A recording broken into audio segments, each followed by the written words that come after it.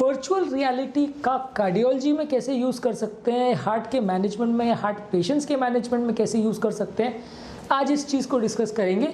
Virtual reality यानी कि एक इमर्सिव एक्सपीरियंस होता है। आज में फेसबुक का जो मेटा जो उन्होंने यूनिवर्स चालू करने का प्लान किया था, जिसमें एक वर्चुअल मोड का कैमरा पेशेंट को दे दिया जाता है और उसके माध्यम से पेशेंट को एक अलग दुनिया का एक्सपीरियंस मिलता है, एक अलग तरह का एक्सपीरियंस मिलता है। ये बहुत ही इनोवेटिव आइडिया है। कार्डियोलॉजी में इसको कैसे यूज़ कर सकते हैं, क्या इसके प्रैक्टिकल इश्यूज़ हैं, कहाँ पे इसमें प्रॉब्लम आ सकती है, क्या चैलेंजेस है, कहाँ पे उसको फ़ायदा हो सकता है, कहाँ पे नुकसान हो सकता है पेशेंट को, और आज के डेट में वर्चुअल रियलिटी को कार्डियोलॉजी में जो कर सकते हैं वहाँ पे यूज़ क्यों नहीं कर रहे हैं, आज इन सब चीज़ों पर बात करेंगे। ये टॉपिक काफ़ी नया और लेटेस्ट है,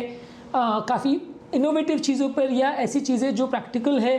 फ्यूचरिस्टिक है, उस पर डिस्कशन करेंगे। टॉपिक पर जाने से पहले जो लोग हमारे चैनल पर नए हैं उन्हें रिक्वेस्ट करेंगे कि चैनल को सब्सक्राइब करके हमें इंस्पायर और मोटिवेट करें। आज का टॉपिक है वर्चुअल रियलिटी पे।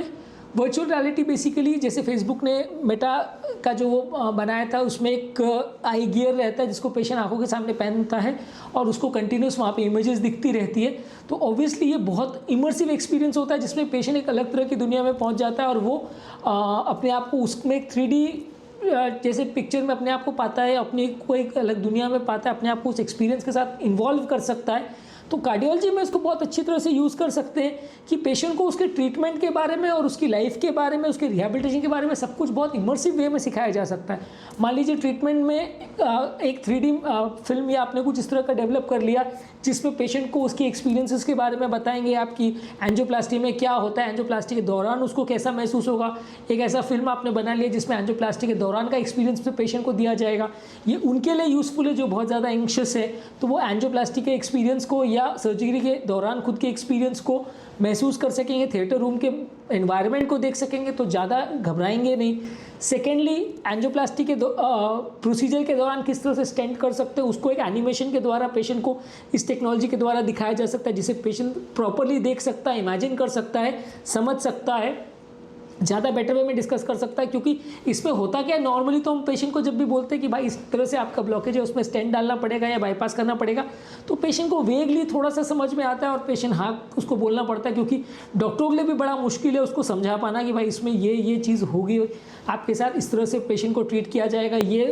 उसको महसूस होगा, स्टेंट डालते समय ऐसा होगा, स्टेंट ऐसे जाता है, नली में ब्लॉकेज ऐसा दिखता है। यानी नलियों के जो इंटरनल व्यूज़ हैं जो कि हम OCT या आईवेस के द्वारा ऑब्टेन करते हैं, वैसी सारी वीडियोस भी बना करके पेशेंट को दिखाई जा सकती है, जिसके माध्यम से ब्लॉकेज कैसा होता है, क्या होता है, ये एनिमेशन द्वारा पेशेंट बहुत अच्छी तरह से समझ सकता है। साथ में एक बहुत पर्सनलाइज वे में वो रिहैबिलिटेशन वगैरह भी कर सकता है। मान लीजिए कि उसको किस तरह से एक्सरसाइज करना है, किस तरह से डाइट करना है, वो आप उसको बहुत ज़्यादा अच्छे एनिमेशन और इफेक्ट के साथ दिखा सकते हो, समझा सकते हो।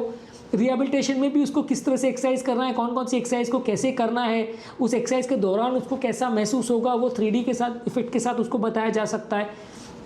कोई पेशेंट को मान लीजिए कोई एडवेंचर स्पोर्ट्स करने हैं तो उसके दौरान आप उसका रिस्पांस भी चेक कर सकते हैं कि मान लीजिए पेशेंट पहाड़ से कूद रहा है तो आपने उसको वो इमर्सिव एक्सपीरियंस दिया कि वो पहाड़ से बंजी जंपिंग कर रहा है या स्काई डाइविंग कर रहा है, तो उस दौरान उसकी हार्ट रेट का रिस्पांस कैसा होता है, उसका ECG का रिस्पांस कैसा होता है, वो सारी चीज़ें भी आप जज कर सकते हो कि पेशेंट का वो करने के दौरान कैसा एक्सपीरियंस रह रहा है, पेशेंट का हार्ट उसको बर्दाश्त कर पा रहा है कि नहीं कर पा रहा है। तो बिना पेशेंट को एक्चुअली वो एनवायरनमेंट दिए आप उसको टेस्ट कर सकते हो कि पेशेंट को कैसा महसूस हो रहा है। स्टिल सिमुलेटर्स बनाए जा सकते हैं 3D वर्ल्ड के साथ कि जिसमें पेशेंट को जैसे फ्लाइट ट्रेनिंग के लिए सिमुलेटर्स यूज़ करते हैं वैसे एक्सरसाइज ट्रेनिंग के लिए भी सिमुलेटर्स यूज़ कर सकते हैं, जहाँ पेशेंट को अलग अलग तरह से दौड़ना, भागना, जिम करना, ये सारी चीज़ों की ट्रेनिंग दी जा सकती है, जिसमें पेशेंट को बिल्कुल रियल वैसा एक्सपीरियंस होगा और पेशेंट अपनी हार्ट की एक्टिविटी, अपने बॉडी की एक्टिविटी, बॉडी के स्ट्रेस हार्मोन्स, सब चीज़ों के इफेक्ट को जज कर पाएगा। तो उसको बहुत अच्छा एक्सपीरियंस मिलेगा, सीखने को बहुत कुछ मिलेगा और रिहैबिलिटेशन का प्रोसेस एक तरह से बिल्कुल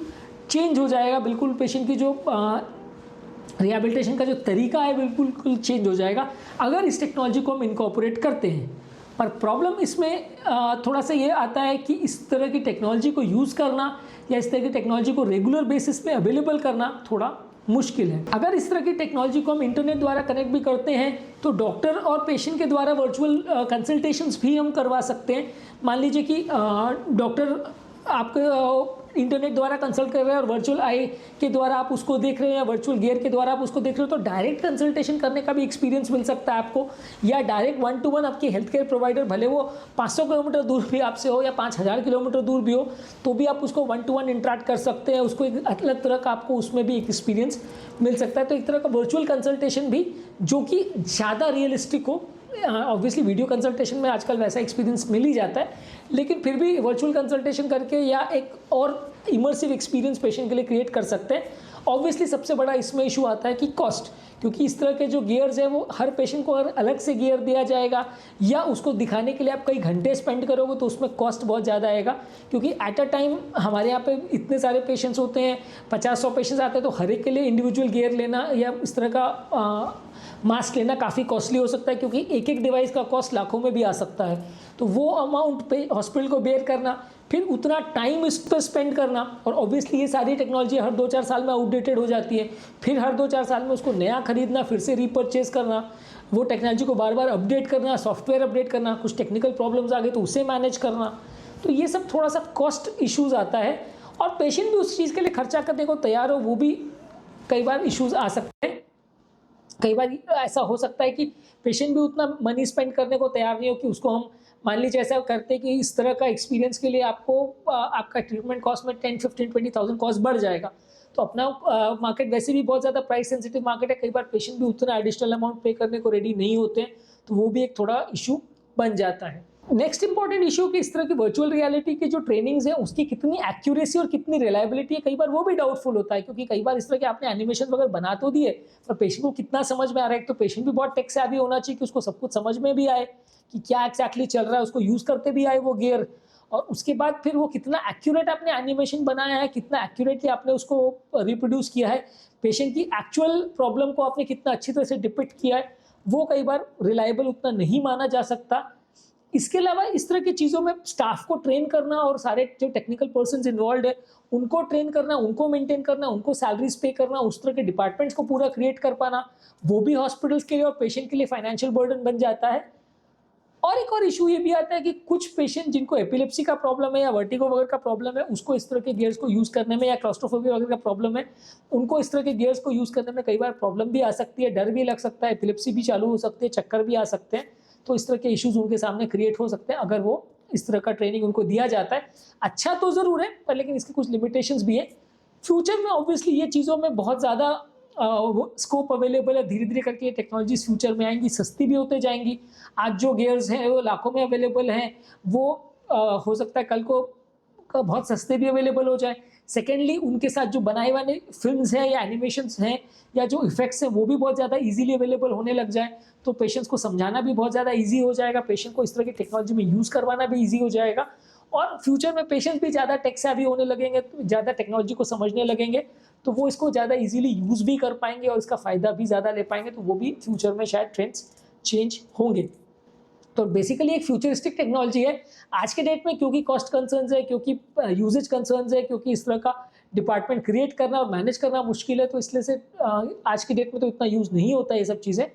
पर फ्यूचर में ये सारी चीज़ें टेक्नोलॉजी जैसे जैसे इंप्रूव होगी तो ये एक बिल्कुल ही नया फील्ड है जो हार्ट की मैनेजमेंट और पेशेंट रिहेबिलिटेशन और कंसल्टेशन की फील्ड को पूरी तरह से चेंज कर सकता है, जिससे कि आगे आने वाले टाइम्स में पेशेंट का मैनेजमेंट बिल्कुल चेंज हो सकता है और पेशेंट को बहुत ज़्यादा एक्स्ट्रा एडिशनल बेनिफिट मिल सकता है। तो आज के टॉपिक में हमने बात करी पेशेंट के वर्चुअल रियलिटी के यूज़ कार्डियोलॉजी में, उस बारे में, और पेशेंट के वर्चुअल रियलिटी द्वारा जितना बेनिफिट पेशेंट को दे सकते हैं, क्या उसकी शॉर्टकमिंग्स है उस बारे में।